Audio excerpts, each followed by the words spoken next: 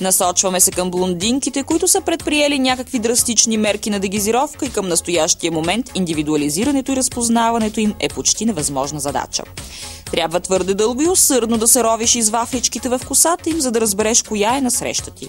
Но проблема на рядката коса, при това мазна в корена, се преодолява трудно. За сега изпитан метод са само вафличките.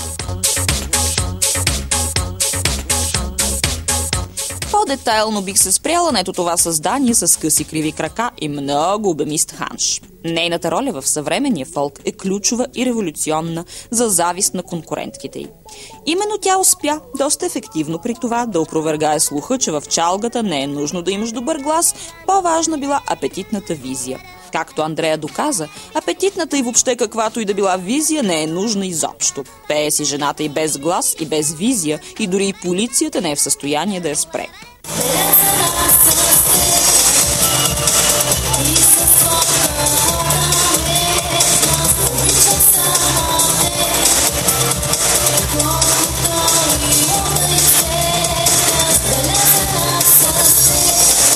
Прокрадват се в мен обаче едни съмнения, че това всъщност въобще не е жена.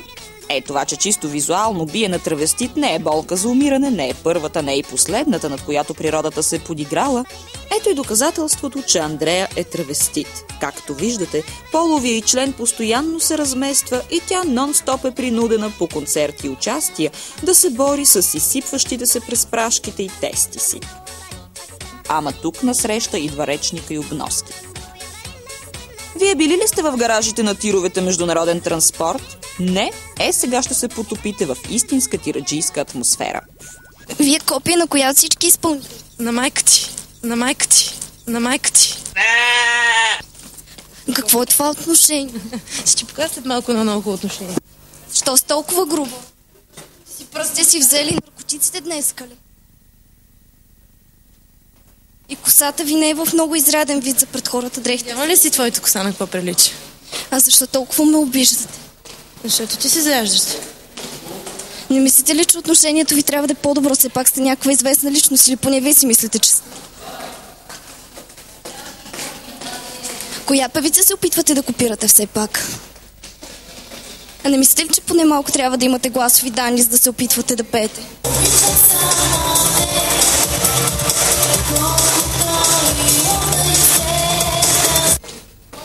Или външен вид?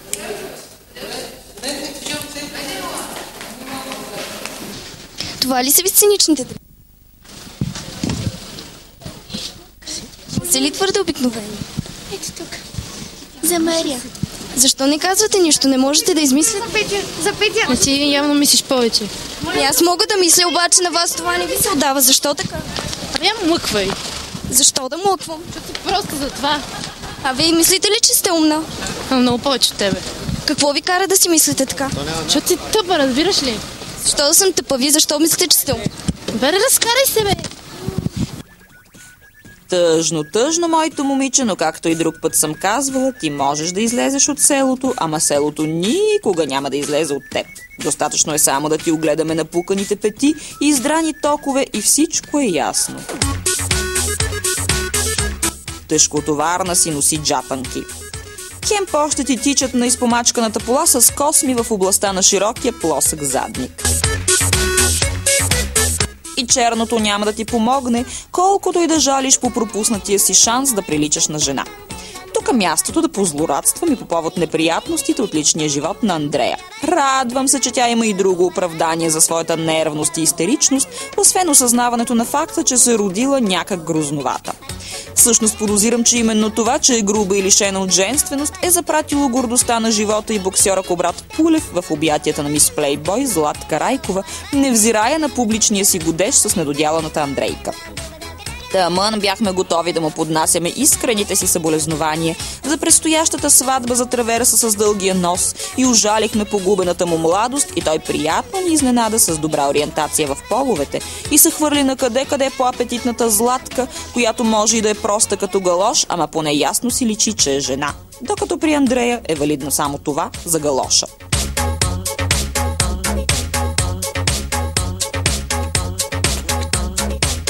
Както и да е, надяваме се на скорошно разваляне на годежа, както и на отлъчването на Андрея от този триъгълник, че на Златка, като и знаем умствения потенциал, ще вземе да се бърка от басовия глас и голям номер крака на конкурентката си и да си мисли, че е в триъгълник с двама мъже.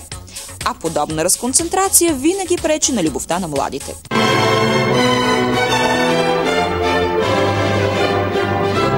Както сами се досещате, разказаното до тук обяснява и защо Андрея има висящи косми по задните си части. Просто милата си е оскубала екстеншъна от яд.